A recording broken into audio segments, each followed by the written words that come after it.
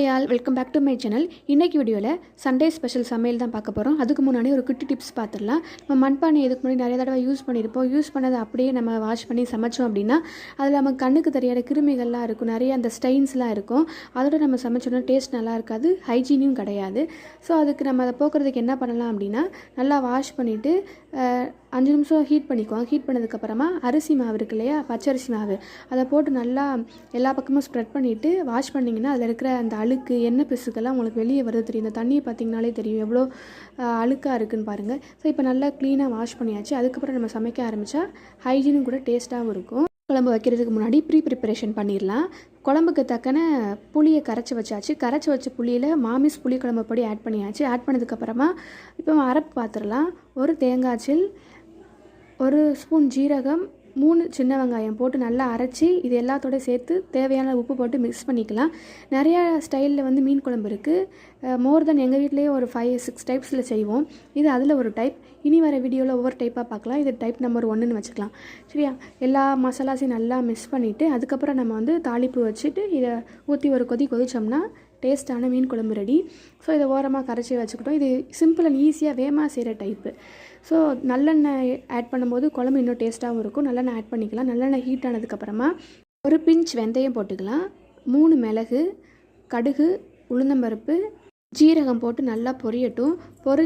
பொரிஞ்ச உடனே நம்ம வந்து வெங்காயம், 1 கைப்பிடி அளவு சின்ன வெங்காயம், பூண்டெல்லாம் எடுத்து வச்சுருக்கோம், கருவேப்பிலை, அது எல்லாம் போட்டு எண்ணெயில் நல்லா பிரிஞ்சு வர அளவுக்கு வதக்கிக்கலாம்.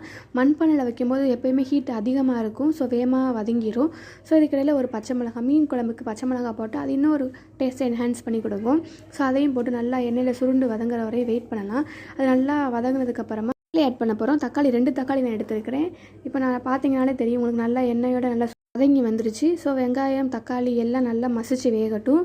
வேகிறதுக்கு இடையில வந்து நம்ம சோம்பு போட்டுக்கலாம். சோம்பு இந்த ஸ்டேஜில் தான் நம்ம ஆட் பண்ணணும். எண்ணெயோட நம்ம அந்த முன்னாடிலாம் போட்டோம் இல்லையா ஜீரகம், அப்போ ஆட் பண்ணும்போது அவ்வளோவா நல்லா இருக்காது. இப்போ நீங்கள் ஆட் பண்ணி பாருங்கள், அது ஒரு டேஸ்ட்டாக இருக்கும். ஸோ மஞ்சப்பொடி, அதுக்கப்புறம் நம்ம முன்னாடியே மிக்ஸ் பண்ணி வச்சு அந்த மசாலா எல்லாத்தையும் ஆட் பண்ணி ஒரு கொதி வந்ததுக்கப்புறமா நம்ம மீன் போட்டோம் அப்படின்னா, மீன் வந்ததுக்கப்புறம் ஒரு 10 நிமிஷம் வச்சுட்டு அதுக்கப்புறம் நம்ம ஸ்டவ் ஆஃப் பண்ணிட்டோன்னா டேஸ்டியான மீன் குழம்பு ரெடி. இது ஒரு சிம்பிள் ஸ்டைலில் வைக்கிற ஒரு மீன் குழம்பு. நீங்கள் எப்படி மீன் குழம்பு வைப்பீங்க அப்படிங்கிறத கமெண்ட்டில் மென்ஷன் பண்ணுங்கள்.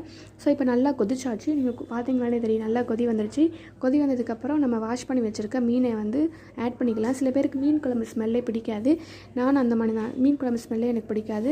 எங்கள் அம்மா என்ன பண்ணுவாங்கன்னா ஒரு மோர் தென் 10 டைம்ஸாவது நல்லா உப்பு போட்டு வாஷ் பண்ண, உப்பு எலுமிச்சப்பழம் போட்டு நல்லா வாஷ் பண்ணிடுவாங்க. அப்படி வாஷ் பண்ணிங்கன்னா உங்களுக்கு அந்த மீனோட ஸ்மெல்லே வராது. கண்டிப்பாக அந்த மாதிரி ட்ரை பண்ணி பாருங்கள். பண்ணி நெக்ஸ்ட்டு பர்னருக்கு மாற்றிட்டு அப்படி மாற்றினதுக்கப்புறமே குழம்பு கொதிக்குது பாருங்களே. மண் சட்டியில் வச்சா இதுதான் ஒரு ஸ்பெஷாலிட்டி. ஸோ ஃபிஷ் ஃப்ரை பண்ணிடலாம். ஃபிஷ் ஃப்ரைக்கு எந்த விதமான ஒரு மசாலாவுமே ஆட் பண்ணலை. வத்தப்பொடி, உப்பு மட்டும்தான். நல்லா ஸ்ப்ரெட் பண்ணிவிட்டு ஒரு 1/4 மணி நேரம் வச்சு நீங்கள் ஃப்ரை பண்ணி எடுத்தீங்கன்னா கிறிஸ்பியான ஃபிஷ் ஃப்ரை ரெடி. நான் ஃபிஷ் குழம்புக்கு என்ன ஃபிஷ் எடுத்திருக்கோம் அப்படின்னா ஊளி மீன் சொல்லுவாங்களே, அந்த மீன் தான் எடுத்திருக்கோம். ஸோ டேஸ்ட்டான ஃபிஷ் ஃப்ரை வந்து ரெடி ஆயிடுச்சு.